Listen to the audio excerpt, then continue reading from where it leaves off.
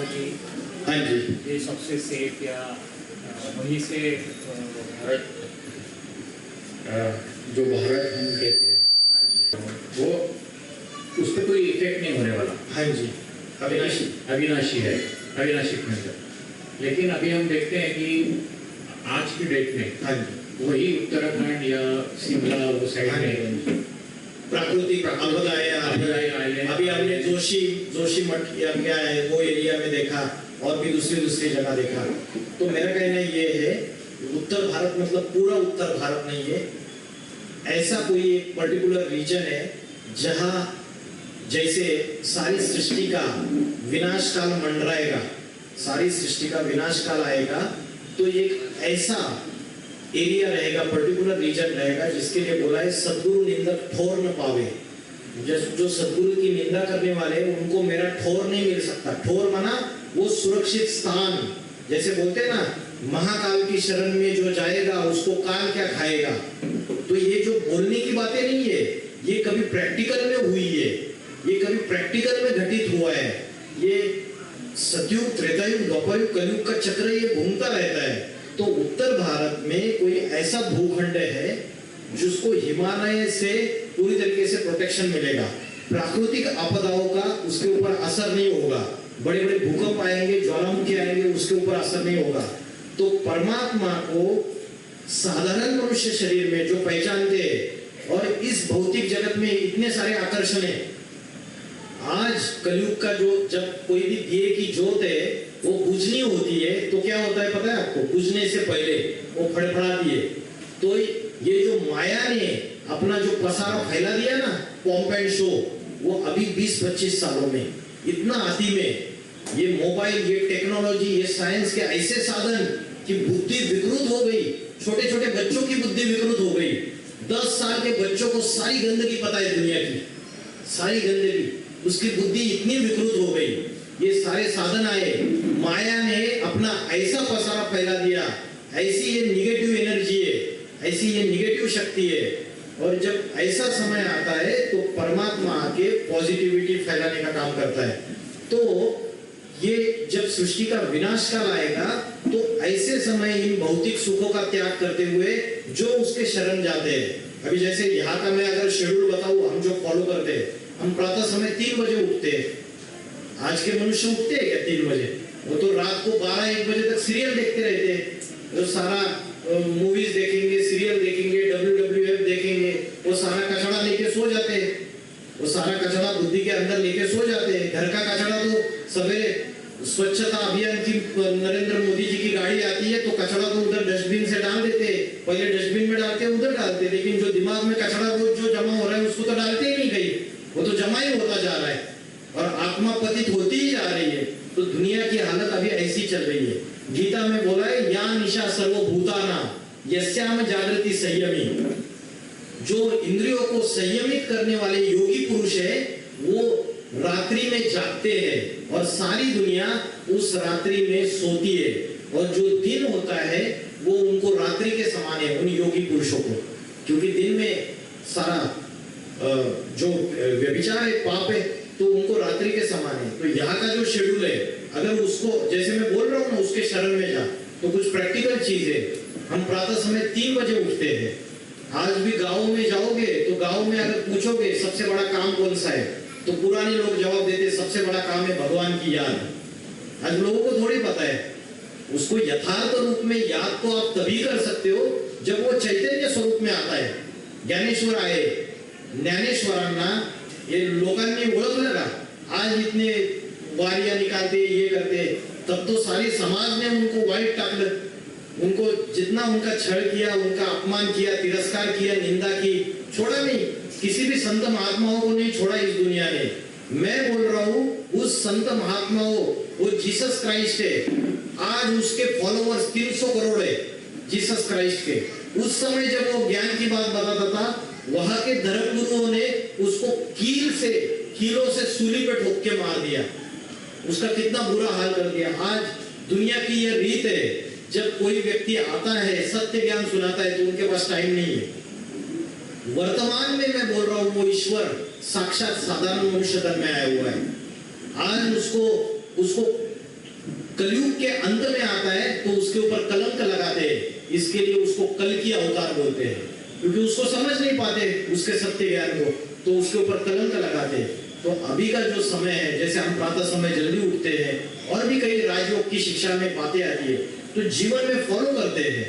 तो ये जो भौतिक दुनिया है, आज वहां भागने से जगह बुद्धि स्थिरियम हो रही है। अभी हम जब आध्यात्मिकता आत्मा का क्लास कराते हैं तो बहुत सारी चीजें गहराई में समझाते हैं, मन को एकाग्र कैसे करना है, आत्मा का अभ्यास कैसे करना है, कैसे बुद्धि को स्थिरियम करना है, और वो रोज के जीवन में फॉलो कर सकते हैं। परिवार में गीता में बोला है यद्यत आचरति श्रेष्ठा तत्त देवो तरो जनाय, जो बड़े बड़े मनुष्य, जो बड़े घर के, वो जो आचरण करेंगे उनको देख के छोटे आचरण करेंगे।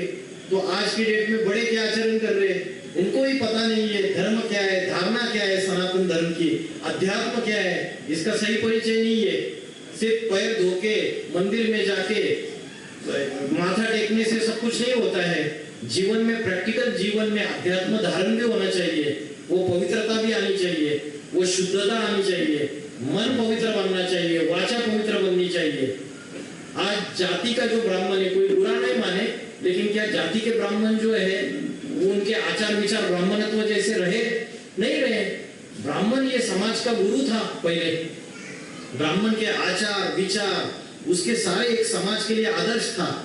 तो ऐसा समय जब ब्राह्मणत्व का, सनातन धर्म की धारणाओं का लोप हो जाता है, तो परमात्मा आके सत्य धारणाएं सिखाता है, उसका आचरण करने से ऐसे समय, इसलिए बोला है महाकाल के शरण में जो आएगा उसको काल क्या खाएगा। गीता में आया है इंद्रिय जीते सो जगत जीत, मन जीते सो जगत जीत, प्रकृति जीते सो जगत जीत। तो कभी तो प्रकृति ने विकराल रूप धारण किया होगा, और कोई तो उस परमात्मा के बच्चे रहेंगे कि जिन्होंने प्रकृति को भी जीता होगा। इसलिए बोला है प्रकृति जीते सो जगत जीत, मन जीते सो जगत जीत। बोलते हैं अन्नासाठी दही दिशा, आमा फिरवीसी जगदीशा। तो जगत का ईश शिव शंकर भोलेनाथ, कभी ऐसा समय आया रहेगा कि 10 दिशाओं में घूमना पड़ेगा उस अन्न के दाने के लिए। ये समय है वर्तमान का, जिसके लिए मुस्लिम लोग भी इस समय को मानते हैं ये कयामत का समय है, और क्रिश्चियन लोग के कैलेंडर के अनुसार भी वो मानते हैं ये मास डिस्ट्रक्शन का समय है। सब धर्मों वाले मानते हैं, लेकिन मनुष्य अलबेला है, अपने इसमें पड़ा हुआ है। और कोई प्रश्न है? एक और सवाल है। हाँ जी। आपने बताया कि शिव जी गीता के परमेश्वर है, हाँ जी। उन्होंने गीता का शुरुआत किया, लेकिन इसमें जो हम देखते हैं कि भगवान वाच या अर्जुन वाच, हाँ जी, या संजय वाच, तो इसका कनेक्शन महाभारत से है, हाँ जी, और कृष्ण भगवान से है। हाँ जी। तो फिर ये भेद कैसे नहीं, कैसे है, कैसे है, जैसे कृष्ण के जो भक्त है उन्होंने, ये कृष्ण के भक्तों ने गीता में कृष्ण का नाम डाल दिया। अगर आप महाभारत पढ़ोगे तो आपको कृष्ण उवाच और वसुदेव उवाच ऐसे ऐसे शब्द आएंगे, लेकिन गीता में क्यों नहीं बोला फिर कृष्ण उवाच, भगवान उवाच बोला? तो एक तरफ कृष्ण बोलते हैं, एक तरफ ये बात बोली जाती है कि मैं सूर्य चंद्र तारों से परी, गीता में बोला है, परम धाम का रहने वाला हूँ। और दूसरी तरफ बोलते बहुनी में व्यतीतानि जन्मानि तव चार्जन तान्य अहम वेद सर्वानि न तुम वेद परंतप, मेरे और तेरे अनेक जन्म हुए, तू उन जन्मों को जानता है, मैं नहीं जानता हूँ। और फिर बोला है अजन्मा है, जन्म मरण रहित है, अविनाशी है, अगर्भा है, मेरा दिव्य जन्म है। तो ये जो विसंगति है, इसका गहरा, मेरा इसके ऊपर और एक व्याख्यान रहता है कि गीता का भगवान कौन, उसमें मैं बहुत गहराई में हर एक चीज बताता हूँ।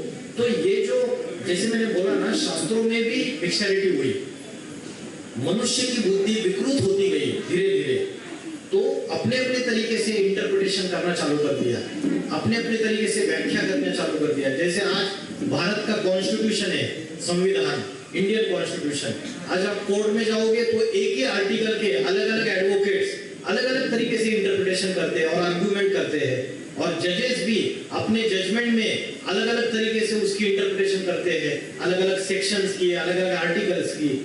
तो ये मतांतर फैले हुए, तुंडे तुंडे मतिर भिन्ना, ये रावण राज्य है, क्योंकि रावण के 10 मुख दिखाए गए।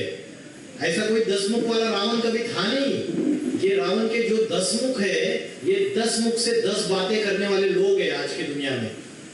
आज अगर गवर्नमेंट है तो गवर्नमेंट में 10 मिनिस्टर्स है, वो 10 मिनिस्टर 10 मुख से अलग अलग बातें करते हैं। 10 पार्टियां है राज्य सरकार में, वो 10 पार्टियां अलग अलग रावण राज्य फैला रही है, अलग अलग बातें करती है अलग अलग मुखों से। केंद्र सरकार में 10 पार्टियां है, वो भी रावण के 10 मुख है। अंधेर नगरी चौपट राजा टकासे भागी टकासे खाजा। पूरे दुनिया में 10 महासत्ताएं, America, Germany, Japan, Russia, China, Bharat, अलग अलग महासत्ताएं। ये 10 महासत्ताएं भी 10 रावण के मुख है। तो रावण के ये रावण राज्य जो फैला हुआ है पूरी तरीके से, उसको परमात्मा आके इस रावण राज्य का विनाश करता है पूरी तरीके से। तो आपका क्वेश्चन क्या था?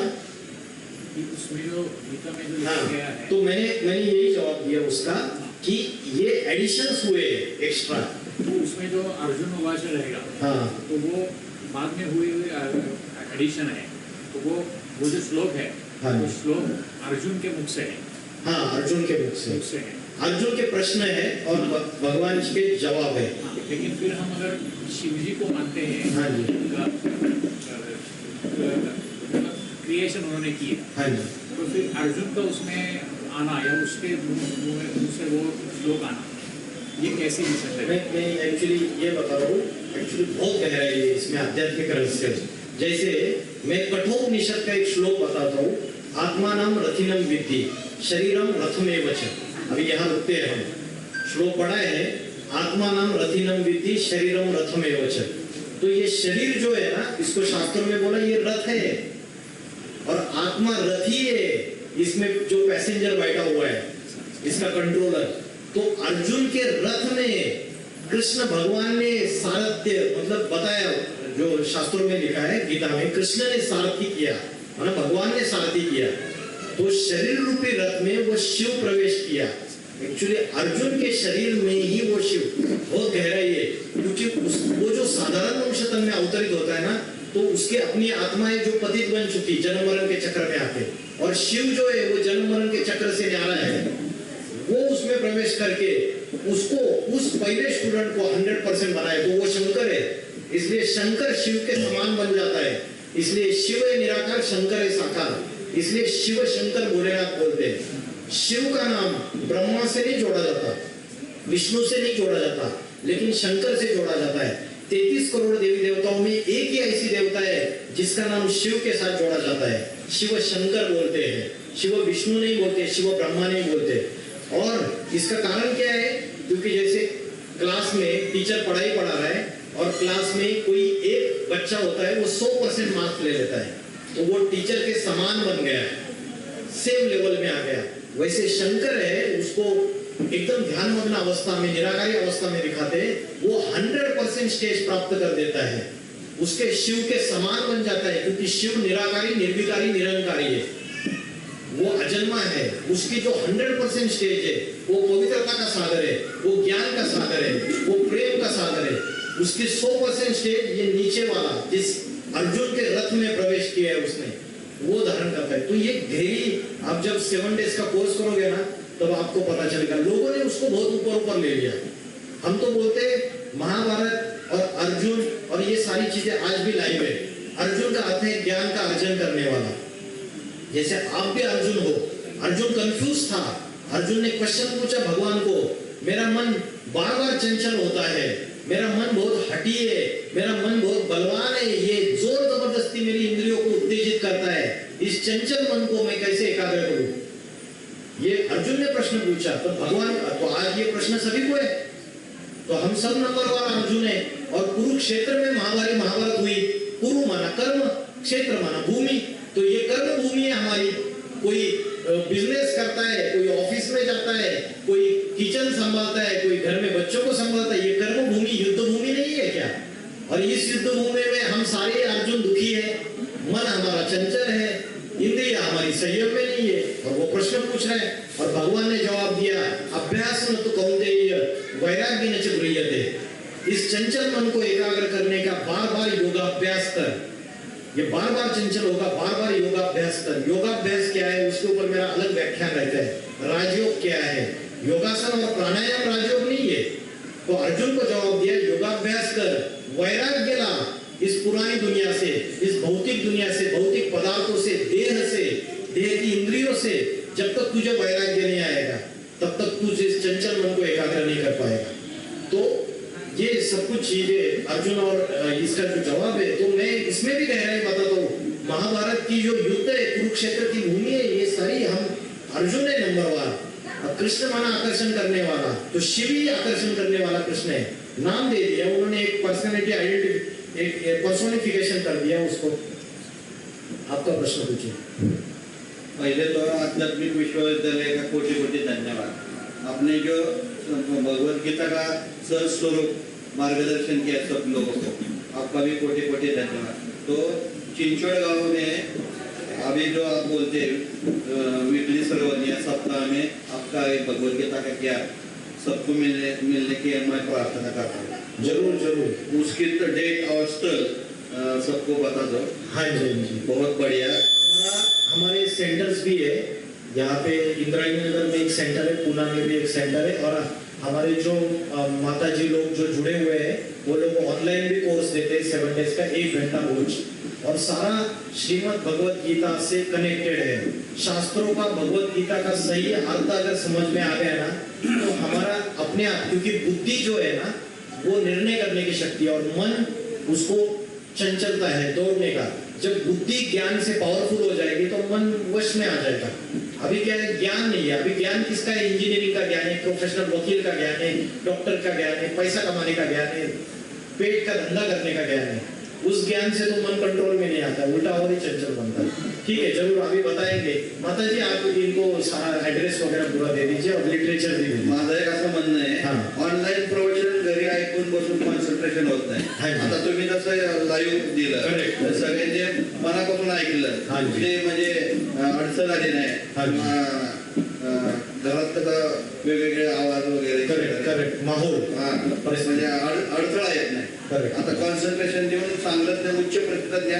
आजपर्यंत बरेच आध्यात्मिक प्रवचन ऐकले, हाँ जी. मी हॅपी थॉट्स मध्ये पण आहे, म्हणजे मी ब्रह्मकुमारीचं पण हे केलंय, किंवा आपलं इस्कॉनचं पण केलं। पण तुमच्यासारखी भगवद्गीता कोणीच म्हणजे प्राकृत भाषेतून आणि हिंदी मराठीतून किंवा हिंदीतून एवढं म्हणजे माझ्या अंगावर काटा येतोय, कोणीच समजून सांगू शकलं नाही। मी बरेच प्रयत्न केला, सीडी आहेत घरात, आध्यात्मिक पुस्तक आहेत, पण अशा सहज सोप्या भाषेत, आता म्हणतो की 10-12 वर्ष आध्यात्मिक क्षेत्रात आहे, तर तुम्ही जे समजून सांगितलंय, तर तुमचे अजून अशाच प्रकारची सेवा घडो ही ईश्वरचरती प्रार्थना। आणि लाईव्ह सेशन जर ठेवलं 8-10 दिवस किंवा शनिवार रविवार जर येतं, तर सगळ्यांना त्याला लाभ होईल।